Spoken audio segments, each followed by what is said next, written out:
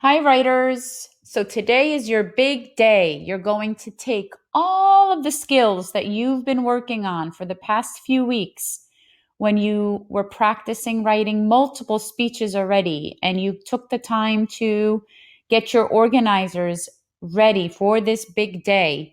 You are going to start drafting your final published speeches.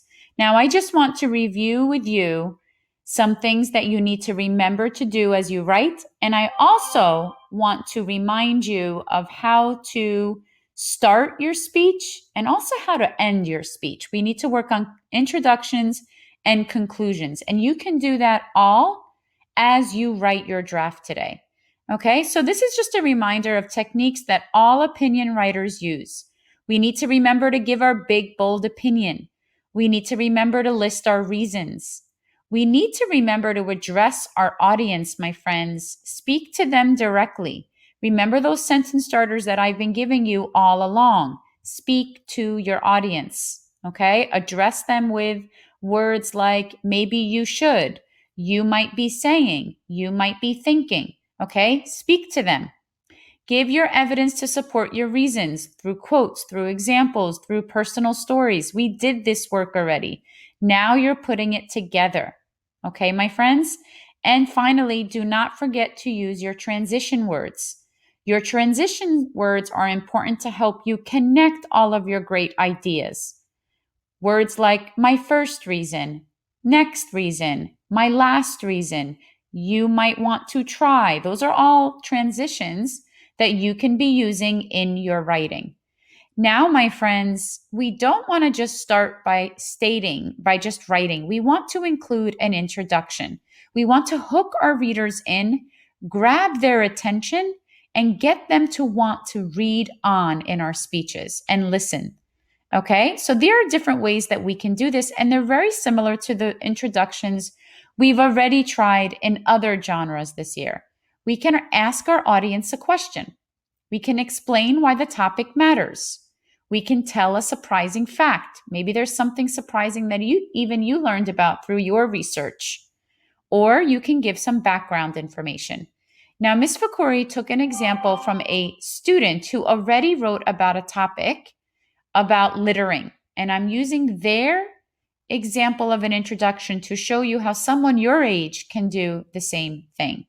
And they are explaining why the topic matters. So this is their introduction. They're kind of setting it up.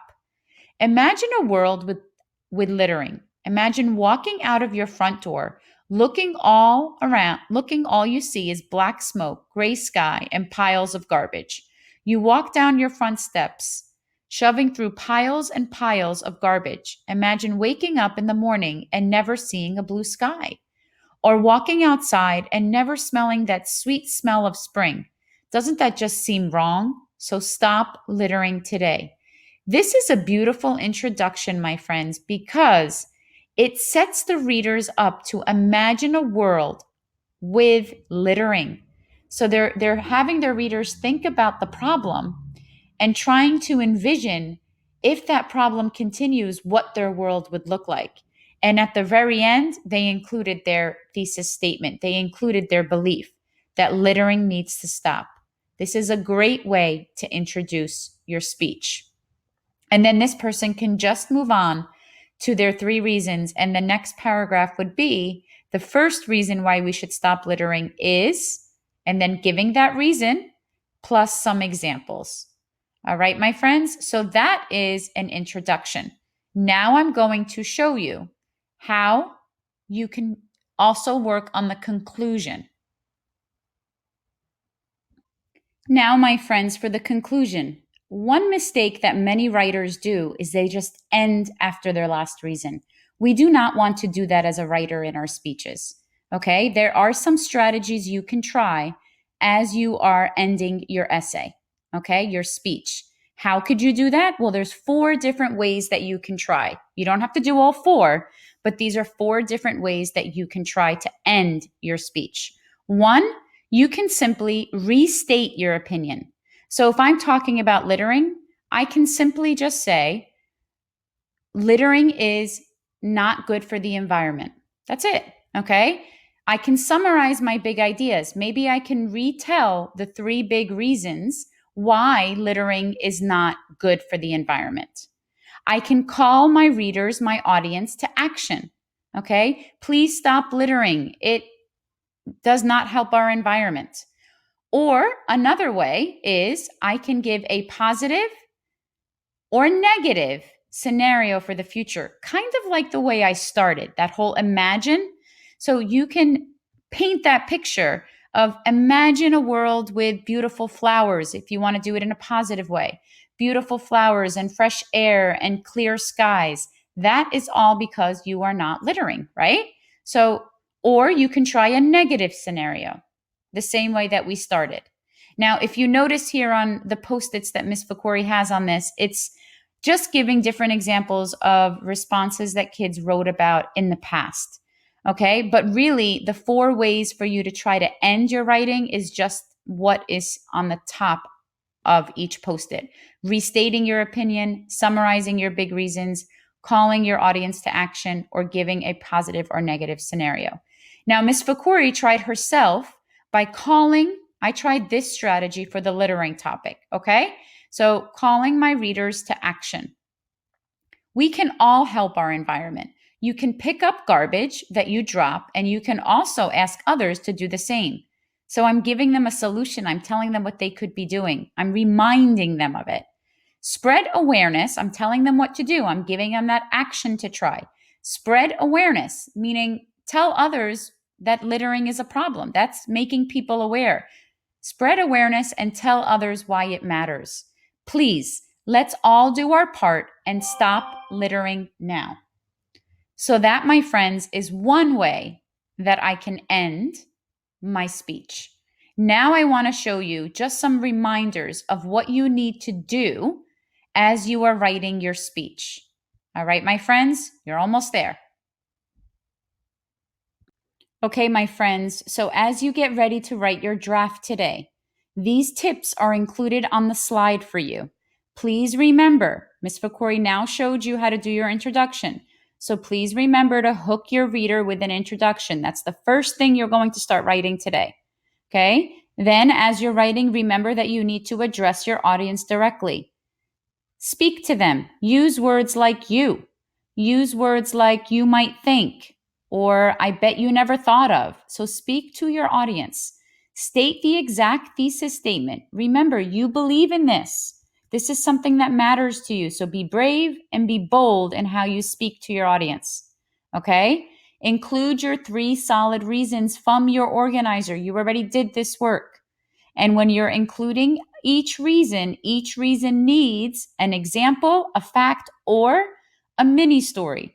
So if you are saying that, thinking back to Miss Fakori's speech on yoga, if I am saying that yoga is a sport that everybody should try, my first reason is that what was my reasons? That it helps relieve stress.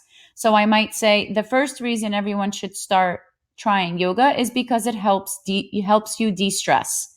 And then I would give that mini story that I gave of when I moved to Florida, okay, that I showed you guys on Tuesday. You need to do that for each of your reasons. That's why you spent so much time on those organizers. Include your transitions and sentence starters. All of the sentence starters that Ms. Fakori has been teaching you along the way, bring them all in together today. And then finally, wrap it up with that conclusion with a bang. You can try any one of those strategies. It could be as simple as reminding your audience to do something, reminding your audience of your topic, your thesis, okay? Kind of like what Ms. Fakori showed you here with, please, let's all do our part and stop littering. So those are some tips that you need to remember as you draft today. Now, my friends, do not just start writing. Okay, before you go to a Google Doc and start writing today, or before you take out your piece of paper and you start writing today, revisit your graphic organizers. Look at the work you already did. This is what you're going to include. So, Charlie, for example, I believe people should not hurt sharks, and then add a few sentences for your introduction. You would then go into your first reason. The first reason I believe people should not hurt sharks is because they are in danger of becoming extinct. And then go to your evidence slide. How do you know they're in danger of becoming extinct? Well, in this fact right here in Asia, they kill 100 million sharks a year. I mean, that's pretty close to becoming extinct. So put those pieces together, okay? And then the part where he says even about 5 people getting bite by sharks every year, only 2 die, that's the part that they're not really that hurtful. So let's put all those pieces together. Okay, my friends, so use your organizer and your evidence slide today. When you're ready to start writing, have this open. And then what you can do is if you are using your Google Drive, go to New, go to Google Doc. Remember to title it. So if I'm titling for my yoga, I would title Yoga Speech. Yoga Speech. Okay. And as I start writing, I want to be able to go back and forth, look at your slides, and then come back to your speech. The work is done for you, my friends. Don't forget that. Okay. Don't just start typing without including the things that you already did. If you are writing today without the Google Doc, be sure, please, please, please, for your teacher's eyes, okay? Please be mindful to write neatly, okay? And write clear. And when you're taking a picture, if you decide to post it to Seesaw instead of writing a Google Doc, please remember to take the picture up close. All right, my friends? And then if you are doing your Google document and you are all done typing, you click on share and you type in your teacher's name and you share it with that teacher. Okay, my friends? That is how you will start drafting today. Please take your time, do your best work, because my friends, when we're done, we're going to be sharing this with our audience. So what you do today does matter. Okay. And if you need help, ask for support from your family or reach out to your teachers. Off you go, writers.